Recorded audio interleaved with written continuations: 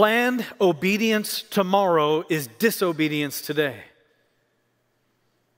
Planned obedience tomorrow is disobedience today. Yes, I'm putting it in very contrasting statements because the Word of God urges us today to listen, to be obedient. In verse 8, to not harden your hearts. As in the day of rebellion. What is this day of rebellion? This day of rebellion we actually talked about last week in Numbers chapter 14, verse 1 through 4. And this passage, Numbers 14, in verses 1 through 4, we see the people of God just after they have heard the report of the spies who went to spy out Canaan. They come back and 10 of the spies say, the sons of Anak are there. They're too great for us. Now you see, the Lord had already told them, don't worry about them. I will take care of them for you. But they did not believe God. 2 of the spies, Joshua and Caleb, said, no, God said this land is ours. We can go in and take the land. But the people refused to obey. Matter of fact, number 14 says, all the congregation raised a loud cry. And the people wept that night. And all the people of Israel grumbled against Moses and Aaron. The whole congregation said to Moses and Aaron, would that we had died in the land of Egypt, or would that we had died in this wilderness. Why is the Lord bringing us into this land to fall by the sword? Our wives and our little ones will become prey. Would it not be better for us to go back to Egypt? And they said to one another, let us choose a leader and go back to Egypt. Rather than obey God, now notice this, Egypt represents slavery, but they're willing to trade their freedom and willingly enter into slavery and captivity for the sake of personal comfort. Now think about that for just a moment. How many of us are willing to enter into the slavery of sin because sin promises us temporary comfort and pleasure? We are so willing to trade our freedom for the sake of that comfort. This day of rebellion was a day that really began a journey of Israel continually not believing. Let's be very clear, when I say not believing, it's not that they doubted whether God existed. I mean, they saw God on the mountain. They saw him in the pillar of fire.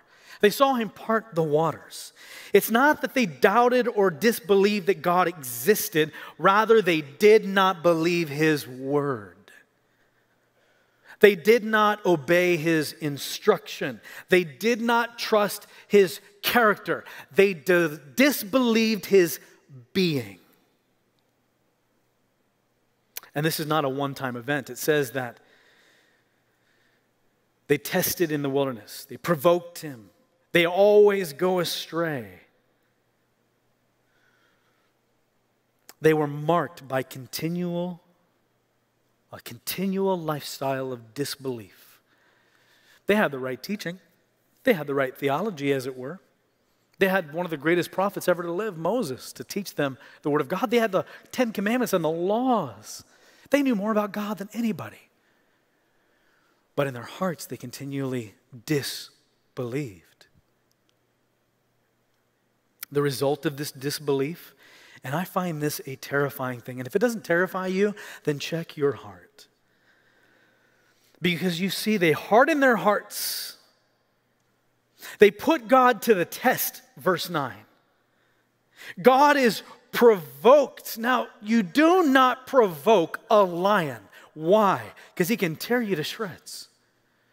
Why would you poke and provoke the living, omnipotent God? And that's what these people did. The result of this provoking was God covenanting with himself, swearing with himself that these people would be damned. They will not enter my rest. You need to understand something, that what kept them out of that rest was not because they were an imperfect people, but it's because they were an unbelieving people.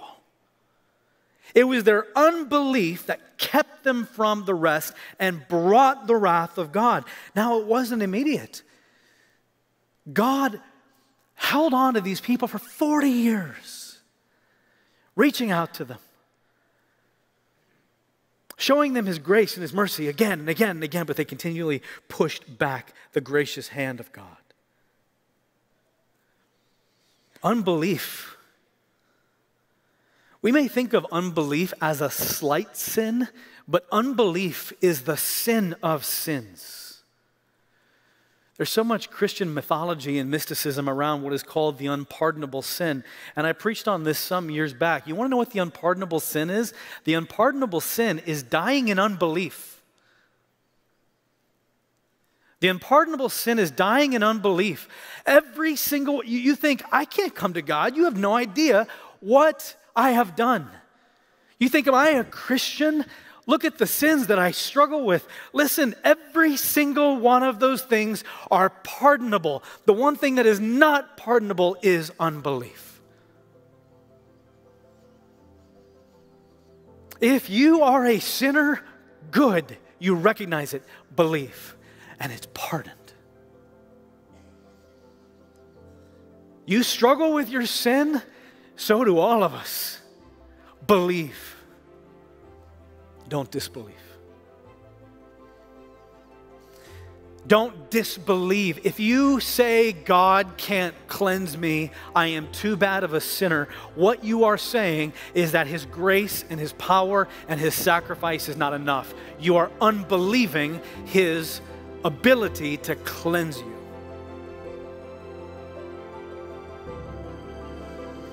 Do not unbelieve, disbelieve. Rather believe.